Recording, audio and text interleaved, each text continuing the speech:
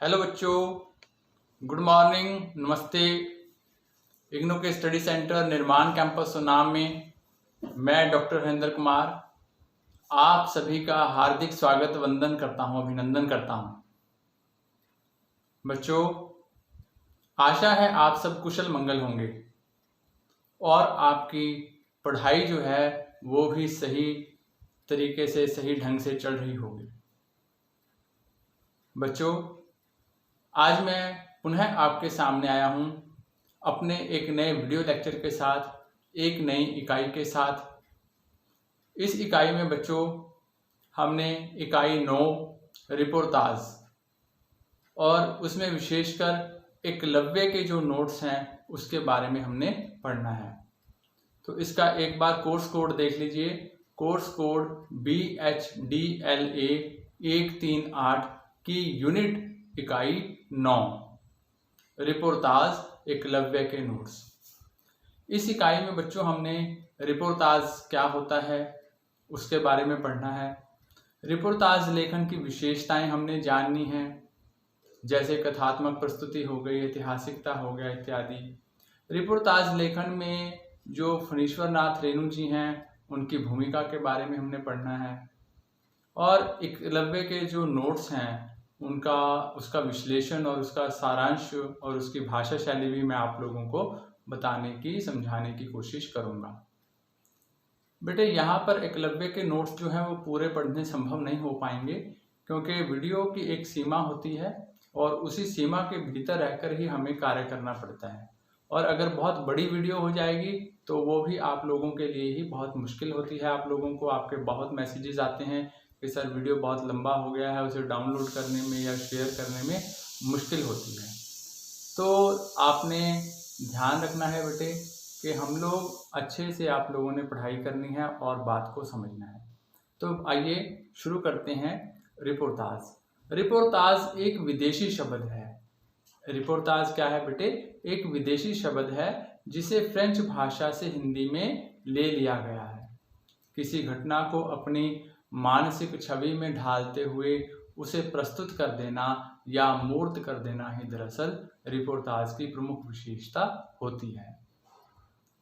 किसी रिपोर्ट का कलात्मक और साहित्यिक रूप जो है वो रिपोर्टाज है। घटना को ज्यों का त्यों प्रस्तुत कर देना तो सिर्फ रपट है, लेकिन उसी घटना को जब कोई पत्रकार या कोई साहित्यकार अपनी भावना में रंगकर और बिंबधर्मी भाषा के माध्यम से जीवंत बनाकर प्रस्तुत करता है, तब वह क्या हो जाता है? तब वह रपट ना रहकर रिपोर्टाज बन जाता है। इसलिए इस तरह रिपोर्टाज में कला और संवेदना की जो भूमिका है वह महत्वपूर्ण होती है। रिपोर्टाज लिखने के लिए लेखक का अनुभव सिद्ध होना जरूरी है, अर्थात लेखक जो है वह अनुभवी होना चाहिए।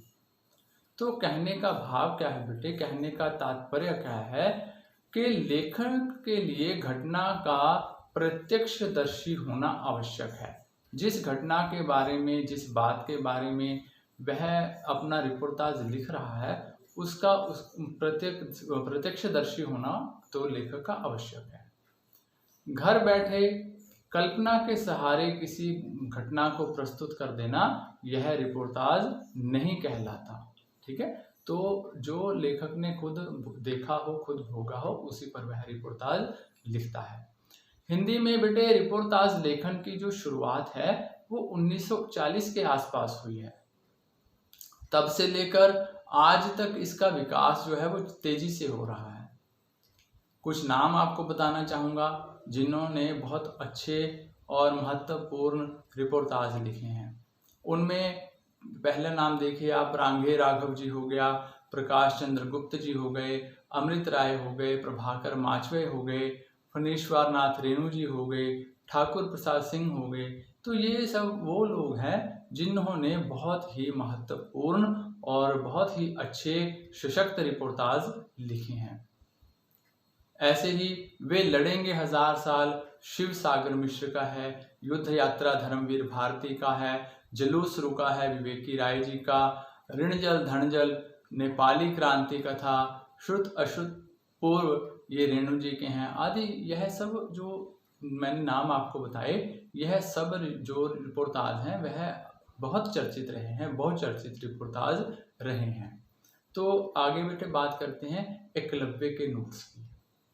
एकलव्य के नोट्स जो है वह एक स्वदेशी रचना है और रेणु के रिपोर्टाज में इसका अग्रणी स्थान है। वैसे तो यह प्रति परिकथा के लिए लिखा गया नोट्स है, जिसमें गांव की समाज शास्त्रीय स्थिति का सूक्ष्म ब्यौरा जो है वो लेखक के द्वारा पेश किया गया है। आज़ादी के बाद गांव में किस तरह के बदलाव आ रहे हैं और वे बदलाव जो हैं वे कितने सार्थक हैं, संबंधों के स्तर पर गांव जो है वो किस स्थिति में पहुंच गए हैं और उसकी आत्मा किस तरह तिल तिल कर मर रही है, ऐसे अनेक बिंदुओं और प्रश्नों को लेखक ने इस रिपोर्टाज में पाठक के सामने जो है वो रेखांकित करने का प्रयास किया है। गांव के विद्यालय की खस्ता हालत को समूचे ग्रामीण समाज की ढहती चरमराती स्थिति के रूप में समझा जा सकता है। जातिवाद, दलबंदी या गुटबंदी, भ्रष्ट राजनीति, पंचायती राज की ध्वस्त होती अवधारणा, सामाजिक आर्थिक विषमता, स्वर्ण और दलित संबंधों के नए आयाम, दलित उभार, उनमें आत्मसम्मान की भावना का पैदा होना और जातिगत संघर्ष जो है वो इस रिपोर्टाज में बहुत ही आत्मीय और निरपेक्ष ढंग से अभिव्यक्त हुए हैं। मानवीय संबंधों में इतने व्यापक पैमाने पर हो रहे बदलावों को इस छोटे से रिपोर्टाज में प्रभावशाली ढंग से कह दिया गया है। संपूर्ण राजनैतिक आर्थिक परिवर्तनों के संदर्भ में मानवीय संबंधों की सच्चाई है वह दिखाना ही इस रिपोर्टाज का प्रमुख उद्देश्य रहा है। संबंधों में इतना बदलाव कि बेटा अपने बाप पर विश्वास करने के लिए तैयार ना हो, यह बात जो है यह आश्चर्य में डालने वाली है, लेकिन यह सच है। इसमें दलित समुदाय की आंतरिक जो पीड़ा है, जो सहानुभूतिपूर्वक पीड़ा है, उसे बहुत ही सरल, सहज और स्पष्ट ढंग से लेखक के द्वारा व्यक्त किया गया है। ठीक है, तो एकलव्य के नोट्स जो हैं वह श्रुत अश्रुत पूर्ण संग्रह का एक महत्वपूर्ण रिपोर्टाज है। वास्तव में यह प्रति परिकथा के लिए लिखे गए नोट्स हैं। यहाँ बच्चों ध्यान देने की बात यह है कि प्रति परिकथा के केंद्र में परानपुर गांव का ही चित्रण है। आजादी के बाद बदले हुए गांव की राजनैतिक और सामाजिक स्थिति का ब्यौरा इस ढंग से यहाँ प्रस्तुत किया गया है कि यह पाठक के सामने सजीव हो उठता है। परानपुर बिहार के पूर्णिया जिले का एक बड़ा सा गांव है, जिसमें विभिन्न जातियों के 13 टोले हैं। 8 ग्रेजुएट, 50 मैट्रिकुलेट, 100 मिडिल पास लोगों के अतिरिक्त 1.5 दर्जन कवि, 2 दर्जन कथाकार, 2 साहित्यकार और 1 नाटककार इस गांव की आत्मा की धड़कन है। दलितों एवं स्त्रियों में शिक्षा के प्रति बढ़ते रुझान को इंगित करते हुए लेखक जो हैं रेणु जी, उन्होंने लिखा है, पिछले साल एक हरिजन ने बीए पास किया है। सबसे पहले लड़कियां भी पढ़ी लिखी हैं। जिले में एकमात्र साहित्यिक पत्रिका में एक कुमारी कवित्री की रचनाएं हमेशा छपती हैं, परंतु साथ ही स्त्री के प्रति पुरुष की सनातन वृत्ति की ओर इशारा करने से भी रेणु जी जो हैं वह चूकते नहीं हैं। यह और बात है कि लोग तरह तरह की बातें करते हैं उनकी रचनाओं के संबंध में। शिक्षण संस्थाओं में व्यापक भ्रष्टाचार और जातिवाद का बेटे नमूना है। परानपुर का स्कूल, जहां की अवस्था बेहद चिंतनीय हो गई है। गत 3 वर्षों से कोई हेडमास्टर 2 महीने से ज्यादा वहां नहीं टिक पाए। जाति और पंचायत गांव की दलबंदी के ऊपर चढ़े करेले की भुजिया स्कूल कमेटी की कड़ाही में भूंजी जाती है। पुस्तकालय की स्थापना सन 1930 में हुई थी। 1944 से सरकारी सहायता भी मिलती है, लेकिन पुस्तकालय पिछले 5 वर्षों से बंद है और उसे चित्तन बाबू ने हड़प लिया है। सरकारी रेडियो बीकू बाबू की सुहाग रात में बजने के लिए गया, उसी रात से खराब होकर उनके यहाँ पड़ा है। बैटरी का पैसा सरकार से बराबर वसूला गया है। तो ये रिपोर्टाज के माध्यम से लेखक जो रेणु जी हैं उस गांव की व्यथा कथा का पाठक के सामने वर्णन करते हैं। आज़ादी के बाद पंचायती राज के माध्यम से गांव का विकास करने की जो थोड़ी बहुत कोशिश शुरू हुई थी, वह भी जातिवादी राजनीति में फंसकर रह गई। तो जातिवादी जात पात का और राजनीति का इतना प्रभाव है कि थोड़ा सा भी जो विकास की बात उठती है तो वह इसी जातिवादी और राजनीति में फंसकर रह जाती है। इस सिलसिले में पहली बात तो यह हुई कि पंचायतों पर आमतौर पर पूर्व जमींदारों अथवा धनिक किसानों का कब्जा कायम हुआ और दूसरे विकास कार्यों के लिए मिलने वाली सहायता राशि अधिकारियों और पंचायत प्रधानों के पेट में ही भस्म हो गई। जितना पैसा ऊपर से आया वो नीचे वाले लोग ही खा गए। भूस्वामियों ने अपनी जमीनें बचाने के लिए हर संभव कोशिश की और फर्जी बटाईदार खड़ा करके भूमि कानून का सरेआम मजाक उड़ाया गया। एक ही जमीन के कई हकदार निकल आए और हाकिमों के सामने रोने गिड़गिड़ाने लगे। हजूर माए बाप जीतू हजरा के बाप ने अंगूठे का निशान लगाकर 25 साल पहले सुपुर्दी लिख दी है। इस जमीन पर हमारा या हमारे वारिसन का कोई हक नहीं रहेगा। रेणु ने अर्थात लेखक ने आज़ादी के बाद पैदा होने वाले नवधनाढ़ वर्ग के चरित्र पर प्रकाश डालते हुए लिखा है, किंतु लुतो बाबू की बात निराली है। शासक पार्टी के कार्यकर्ता हैं। सर्वे के समय उनकी कीमत और बढ़ रही है। बड़े लोगों की सेवा कभी निष्फल नहीं जाती।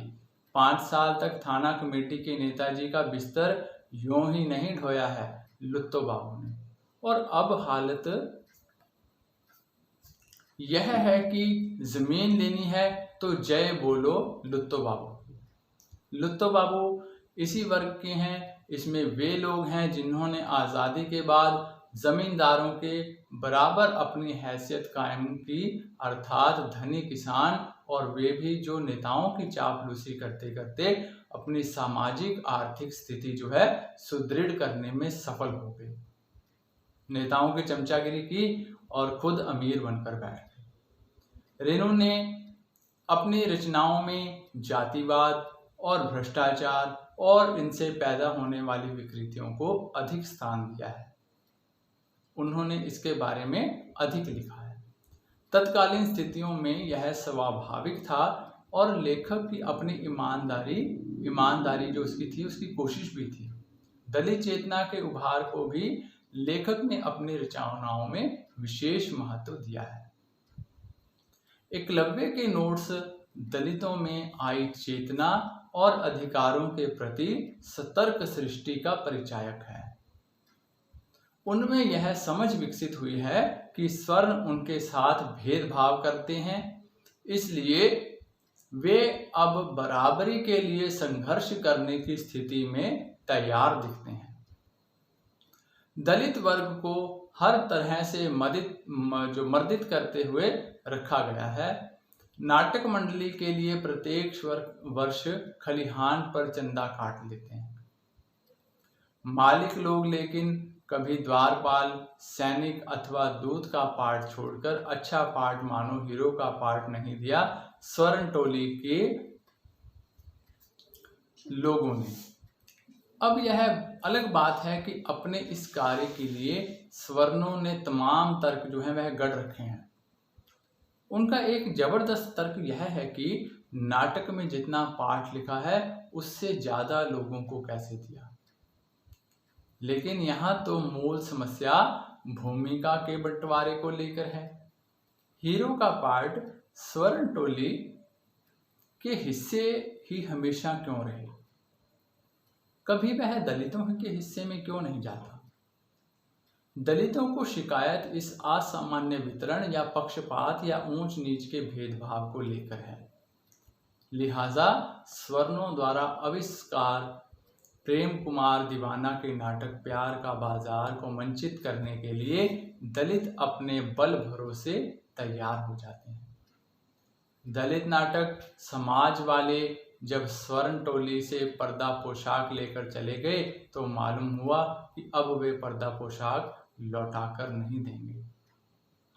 25 साल से चंदा लिया जा रहा है मगर कभी हीरो का पार्ट नहीं मिला। चित्तन बाबू ने पुस्तकालय को हथिया लिया। बीकू बाबू सरकारी रेडियो बजाते हैं। पर्दा पोशाक पर दलित समाज का कब्जा होना जायज है। दलित वर्ग में इस बात का जो मलाल है वह बहुत हद तक हमारे सामाजिक आर्थिक संबंधों के कारण है।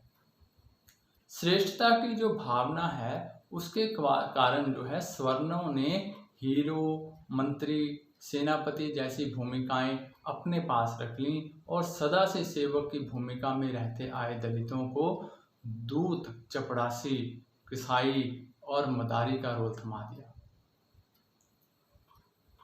प्राणपुर गांव में एक दलित भी उच्च शिक्षा प्राप्त है। तब यह कहने के लिए कोई जगह नहीं बचती कि दलित अनपढ़ है, इसलिए उन्हें हीरो की भूमिका नहीं दी जा सकती।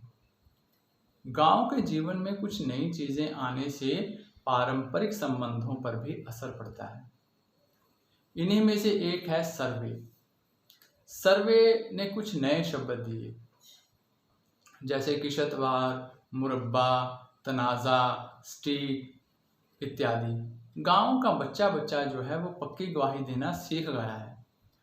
6 महीने में ही गांव जो है वो एकदम बदल गया है। बाप बेटे में, भाई भाई में अपने हक को लेकर ऐसी लड़ाई कभी नहीं हुई जो अब देखने को मिलती है। यह समाज की आंतरिक व्यवस्था में उथल पुथल का नतीजा है। भाई अपने सहोदर को भरी कचहरी में कह देता है वह मेरा कोई नहीं है। बाप पर भी लोग विश्वास करने को तैयार नहीं है। पिता क्योंकि छोटे भाई को ज्यादा प्यार करते हैं, इसलिए हो सकता है सारी भूमि वह उस छोटे पुत्र के नाम ही कर दें। तो लेखक जो हैं वो ऐसे अवसरों पर राजनीतिक दलों और नेताओं की चुटकी लेने से नहीं चूकते। कचहरी लग रही है देश सेवकों की। कांग्रेसी, समाजवादी, कम्युनिस्ट पार्टी, सभी पार्टियों के लोग जो हैं वह अपने बाहरी वरवर मंगाए हैं। गांव के वर्करों की बात अपने अपने परिवार के ही अन्य सदस्य नहीं मानते। लोगों से अपनी बात जबरदस्ती मनवाने के लिए आए अपराधी नुमा यह जो तत्व हैं जिनको रेणु जी ने वर्कर का नाम दिया है, तो उनके बारे में भी रेणु जी जो है उनकी अपराधीकरण प्रवृत्ति है उसकी ओर भी लेखक जो है वो संकेत करना चाहते हैं। उसके बारे में भी वो पाठक को बताना चाहते हैं। इतिहास में यह भारतीय राजनीति के पतन का समय माना जाता है। इससे बुरा क्या हो सकता है? समूचे मूल्य और आदर्श जो हैं वो विध्वंस होते चले गए, ध्वस्त होते चले गए और प्रजातंत्र ने ऐसा रूप ग्रहण कर लिया जिसमें सिर्फ तंत्र बच गया। प्रजा जो है उसे सिरे से नकार दिया गया, गायब कर दिया गया, खत्म कर दिया गया।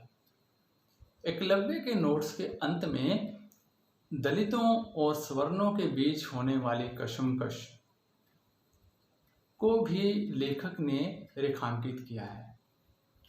स्वर्ण दलितों को पछाड़ने के लिए एक समझौता भरी चाल चलते हैं जिसे न तो नाटककार समझ पाता है और ना ही खुद दलित वर्ग। स्वर्ण टोली ने अपनी गलती मानकर मिलजुल कर काम करने की जो इच्छा है वह व्यक्त की है। इसी गांव की प्रतिष्ठा के प्रश्न से यह भी जोड़ा गया कि अंत में जो संशोधित दृश्य है उसमें एक साथ 20 स्वर्ण कलाकारों को उतारने की योजना जो है उसे अंतिम रूप दे दिया गया। 20 स्वर्ण कलाकारों को नाटक के दूसरे दृश्य में उतारना था। तो ये क्या थी? ये जो स्वर्ण थे उनकी अंतिम जो एक चाल थी, और इसके बाद में हुक्म हुआ कि एक एक करके प्रवेश करो। 20 जो कलाकार थे किस्म किस्म की अलग अलग तरह की पोशाकों और हथियारों से लैस होकर आए। 8-10 नायकों के सिर पर बक्से भी लदे थे। प्रथम हीरो ने हुक्म दिया, इस व्यक्ति को कैद कर दो। दीवाना जी ने सबों को घेर दिया। हारमोनियम मास्टर साहब ने लड़ाई वाली धुन छेड़ दी। हीरो आखिरी डायलॉग बोला, निकल पड़ो। 20 हीरो सारे साजो सामान तथा पोशाक के साथ दर्शकों के बीच उतर पड़े। और यहीं जो रिपोर्टाज है एकलव्य के नोट्स उसकी समाप्ति होती है। 2 नायकों ने नाटककार जी को कंधे पर बेबस करके लटका दिया था। प्रथम हीरो ने दलित टोले के पंचायती पेट्रोमैक्स को आगे बढ़कर गुल कर दिया। रिपोर्टाज के उपयुक्त अंशों में सवर्णों और दलितों के आपसी द्वंद्व को आसानी से महसूस किया जा सकता है। जो अब तक बेटे हम पढ़ते आए हैं, मैं आपको समझाता आ रहा हूं, आप इसको सुन के ही समझ गए होंगे कि पूरे रिपोर्टाज में सवर्णों और दलितों के जो आपसी द्वंद्व है, गांव की जो गंदी राजनीति है, गांव में जो भेदभाव वाली प्रथा है, वह गांव जिसमें दलित भी बहुत पढ़े लिखे हैं और रूढ़ियों और परंपराओं से इस ग्रस्त इस गांव का लेखक इस ढंग से हमारे सामने, पाठक के सामने वर्णन करता है।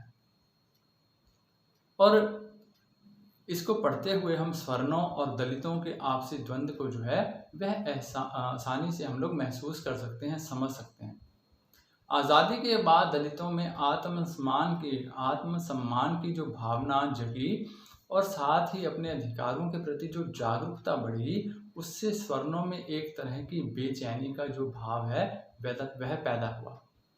उन्हें लगा कि दलित उनके परंपरागत वर्चस्व और श्रेष्ठता को चुनौती देने लगे हैं।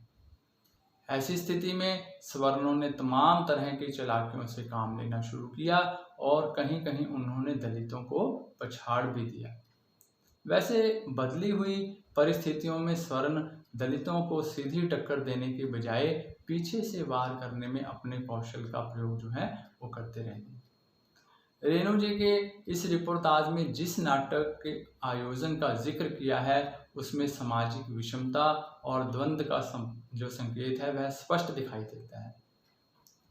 इस रिपोर्टाज में लेखक ने महज तटस्थ दृष्टा की भूमिका में नहीं अपनी बात कही, अपितु अपने सरोकार के साथ मौजूदगी जो है वो दर्ज करवाई है। पंचायती पेट्रोमिक्स गुल हो जाए यह हंसने की बात नहीं के माध्यम से रेणु की पक्षधरता जो है वह सामने आ जाती है। यह एक लेखक की ईमानदारी और बुनियादी जरूरत का प्रमाण माना जा सकता है। एकलव्य के नोट्स में दलितों की पीड़ा और जिजीविषा जो है वह साकार हो उठी है। ऐसा रेणु की अतिशय संवेदनशीलता और मानवीय चेतना के कारण ही संभव हो पाया है। समाज के संबंधों और तनावों को इतनी गहराई से उजागर करने वाला यह रिपोर्टाज अपना एक विशेष महत्व रखता है। इन रपटों को पढ़ते हुए रेणु से एक और साक्षात्कार होता है, ताजे सरोकारों और चिंताओं वाले रेणु से धड़कते और प्रतिक्रिया करते रेणु से। एकलव्य के नोट्स में एक भावधारा अंतर्निहित है, और वह क्या है? वह है मुक्ति की आकांक्षा। नाटक को अपने बलबूते पर मंचित करने का संकल्प जो है दलितों की मुक्ति की संकल्पना से जुड़ा हुआ है। सामाजिक दौड़ में पिछड़ गए साधारण लोगों की कथा इस रिपोर्टाज में कही गई है। रेणु के मनोजगत में क्रांति की जो अवधारणा पल रही थी, उसमें गांव और शहर के भेद को मिटाने के साथ साथ समाज में के दमित शोषित वर्ग की इच्छा, आकांक्षाओं और सपनों को साकार करने की बात भी निहित थी। यही कारण है कि एकलव्य के नोट्स में दलितों द्वारा नाटक के आयोजन को सवर्णों द्वारा छिन्न भिन्न किए जाने पर रेणु अपनी प्रतिक्रिया व्यक्त करने से भी नहीं चूकते। यह रिपोर्टाज बच्चों दलित चेतना के उभार के साथ साथ उनकी आंतरिक पीड़ा को भी मार्मिक ढंग से लेखक के पाठक के सामने प्रस्तुत करता है, उभारता है। दलितों की इस पीड़ा में रेणु जी की स्वयं की पीड़ा, रेणु जी की स्वयं की संवेदनशीलता, संवेदना भी शामिल है। और अगर हम बच्चों इस रिपोर्टाज की भाषा शैली की बात करते हैं तो फणेश्वर नाथ जो रेणु जी हैं, जो लेखक हैं, वह भाषा के कुशल कारीगर हैं। अपने कथ्य के अनुरूप वे भाषा को जैसा चाहते हैं वैसा रूप देने में सक्षम हैं।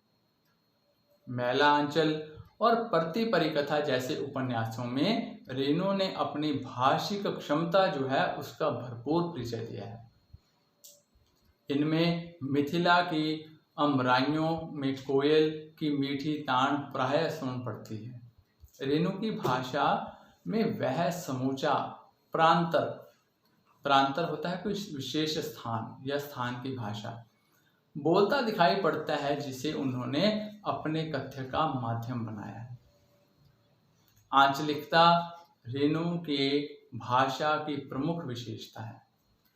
इस प्रकार कहना ना होगा कि उनकी यह जो पहचान है वह उपन्यास, कहानी, रिपोर्टाज और यात्रा वृत्तांत सभी विधाओं में परिलक्षित होती है, दिखाई देती है। अन्य प्रादेशिक भाषाओं में लेखक ने अपने अपने जो उसके विचार हैं, उसके जो अपने विचार हैं, उनको वह अपनी भाषा में, अपनी बोली में स्पष्ट दिखाने में या स्पष्ट करने में वो सफल रहा है।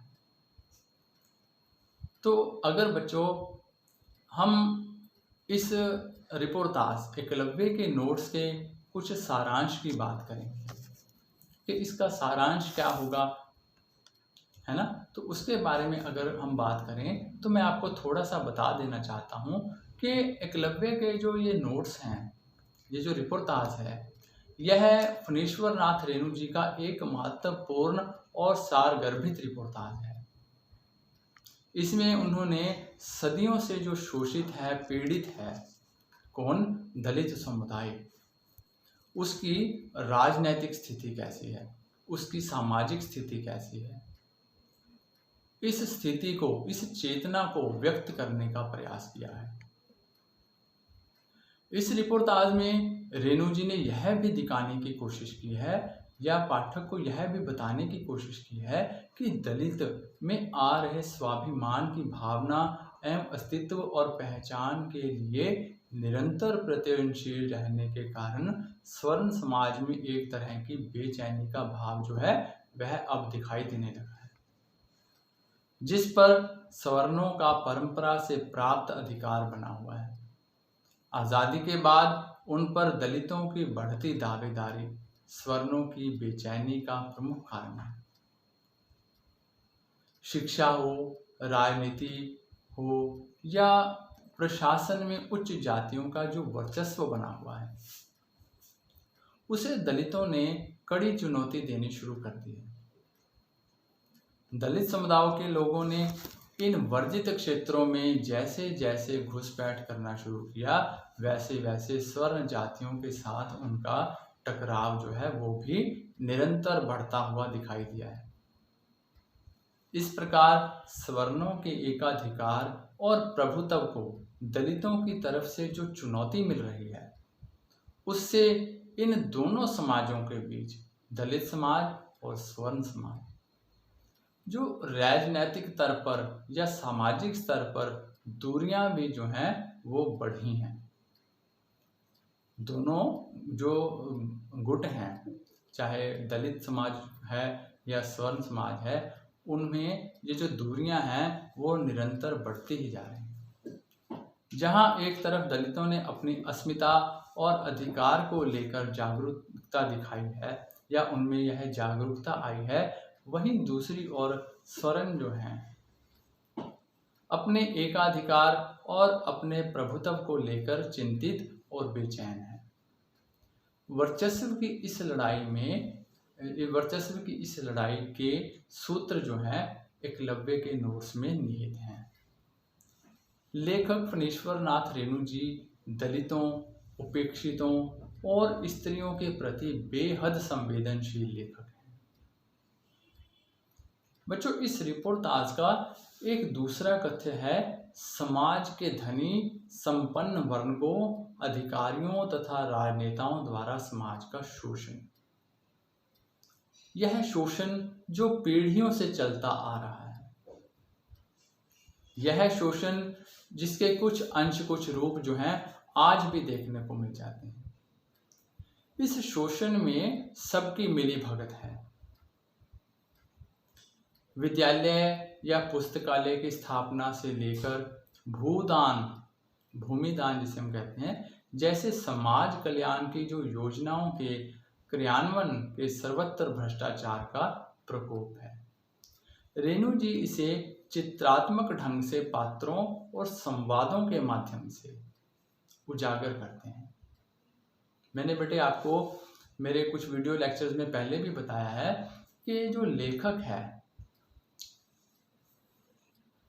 लेखक जो स्वयं भोगता है, लेखक जो स्वयं देखता है समाज कैसा है, राजनीति कैसी है, धर्म कैसा है, मर्यादाएं कैसी हैं, सभ्यता कैसी है, संस्कृति कैसी है, लोक जीवन कैसा है, लोक व्यवहार कैसा है, तो जैसा लेखक देखता है वैसा ही वह अपने पात्रों के माध्यम से, घटनाओं के माध्यम से अपनी रचनाओं में व्यक्त करता है। तो यहाँ भी रेणु जी ने जो देखा उसके बारे में चित्रात्मक ढंग से पात्रों और संवादों के माध्यम से उसे अपने रचना में उजागर किया है, पेश किया है।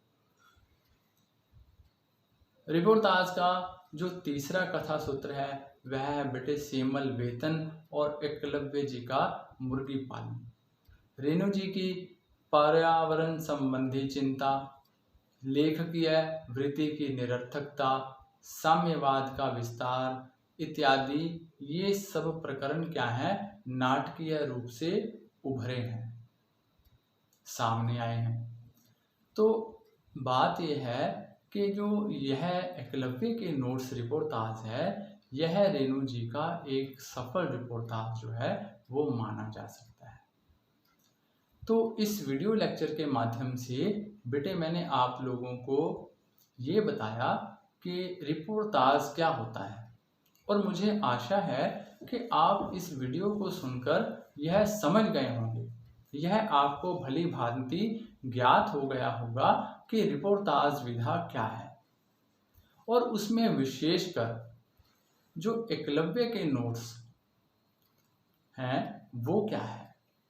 फणीश्वर नाथ रेणु जी की यह रचना रिपोर्टाज एकलव्य के नोट्स, यह साहित्य जगत में अपना क्या स्थान रखती है, या इस रचना का साहित्य जगत के लिए क्या महत्व है। रिपोर्टाज लेखन की विशेषताओं के बारे में भी हमने चर्चा की, और लेखक रेणु जी की इस रचना की भाषा कैसी रही, शैली कैसी रही, इस रचना में समाज कैसा है, धर्म कैसा है, राजनीति कैसी है, समाज के जो दो वर्ग हैं, दलित वर्ग और सवर्ण वर्ग, उन दोनों की स्थितियां कैसी हैं, उनकी सोच कैसी है, उसके बारे में भी मुझे लगता है कि आप लोगों को बड़े अच्छे से समझ आ गया होगा। तो बच्चों, आज की यानी हमारी ये इकाई जो है वो यहीं समाप्त होती है। तो अगली वीडियो में, अगले लेक्चर में फिर मिलेंगे एक नई इकाई के साथ। और एक मेरा बेटे आप लोगों से एक और छोटा सा आग्रह है कि अगर आप इस वीडियो से संबंधित, इस लेक्चर से संबंधित कोई प्रश्न आपके मन में आता है और आप पूछना चाहते हो, तो आप कमेंट बॉक्स में अपना कमेंट जो है वो लिखकर भेज सकते हो, और उसी कमेंट बॉक्स में मैं आपको उत्तर जो है उसका, आपके द्वारा पूछे गए प्रश्न का भेज दूंगा। तो आज के लिए इतना ही बेटे, फिर मिलते हैं। स्वस्थ रहिए, स्वस्थ रहिए। जय हिंद।